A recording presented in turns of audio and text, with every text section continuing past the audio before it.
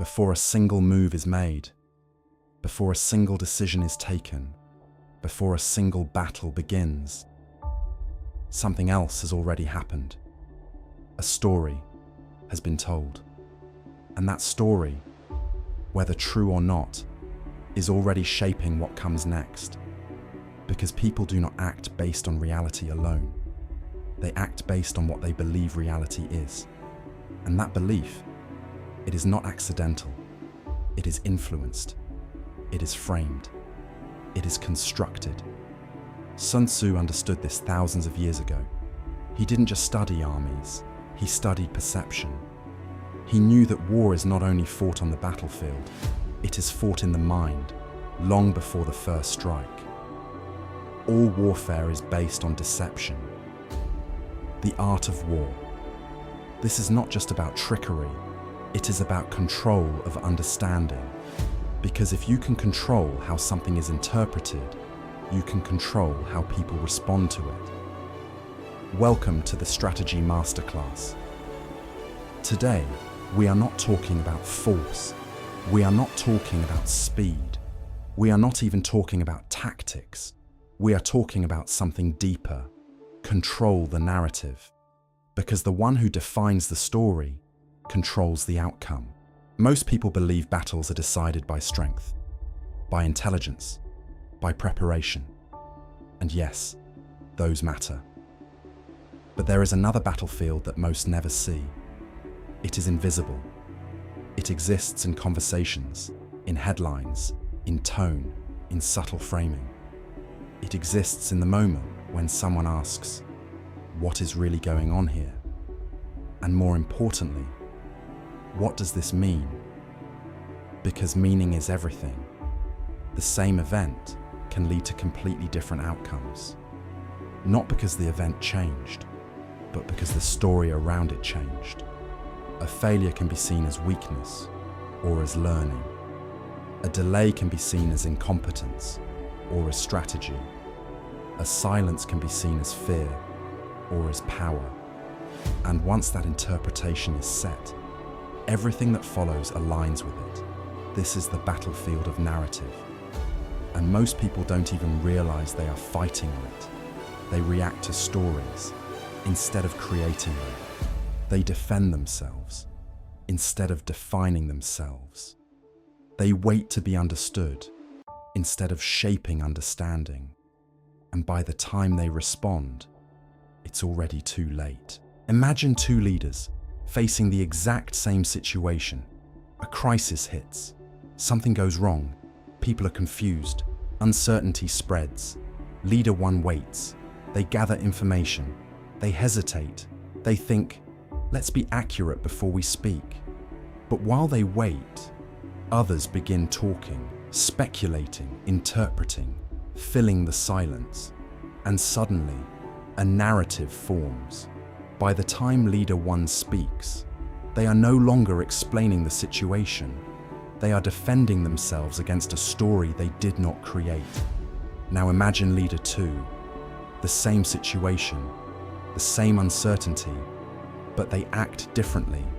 They step forward immediately, not with all the answers, but with clarity of meaning.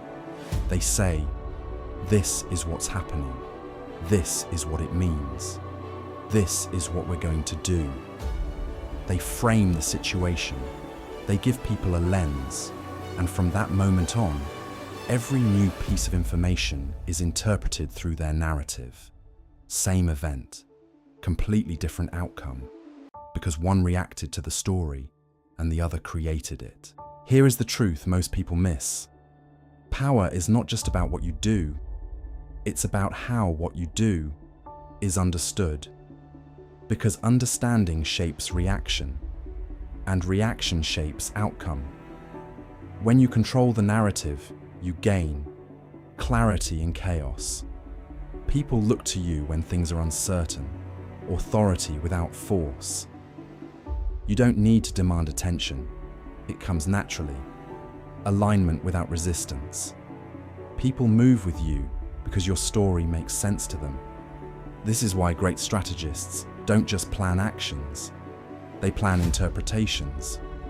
They don't just ask, what will happen? They ask, how will this be perceived? Because perception is the gateway to influence, and influence is the gateway to control. There is a simple rule. The first story told is the hardest to replace. Why? Because the human mind anchors to the first explanation it hears. Everything after that is judged in comparison to it. If you hear something first, it feels like truth, even if it's incomplete, even if it's wrong. That's why timing matters. If you speak first, you set the frame. If you wait, you inherit someone else's. And once a narrative is established, changing it requires far more effort than creating it in the first place. This is why strategists move early, not recklessly, but intentionally. They understand that silence is not neutral. Silence is a vacuum, and vacuums get filled. Not all stories are equal. Some confuse, some weaken, some fail to move people. A strong narrative has three elements. 1. Clarity. It answers what is happening, not with complexity, but with simplicity, because clarity cuts through noise. 2. Meaning.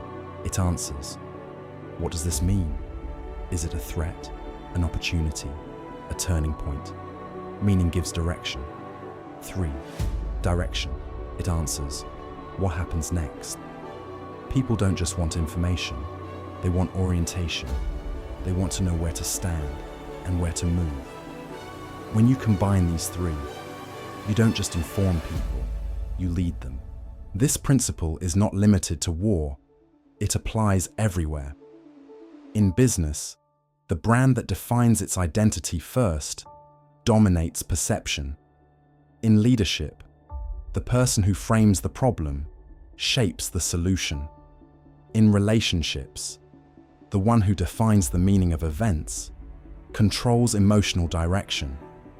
In content creation, the one who tells the story controls the audience's interpretation.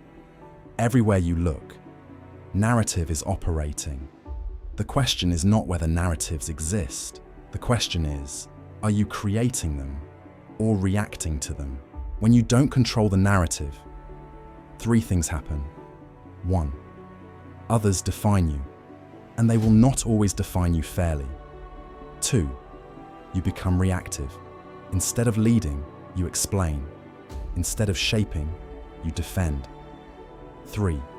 You lose leverage, because now you are playing inside a frame you did not choose. And once you are inside someone else's story, you are already at a disadvantage. History gives us a powerful example.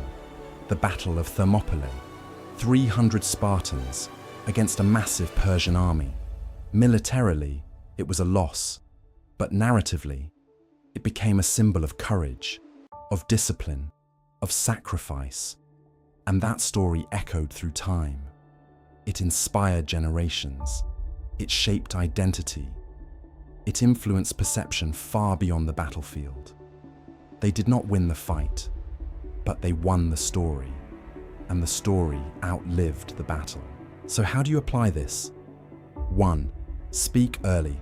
Don't wait for perfect information. Provide clear direction first. 2.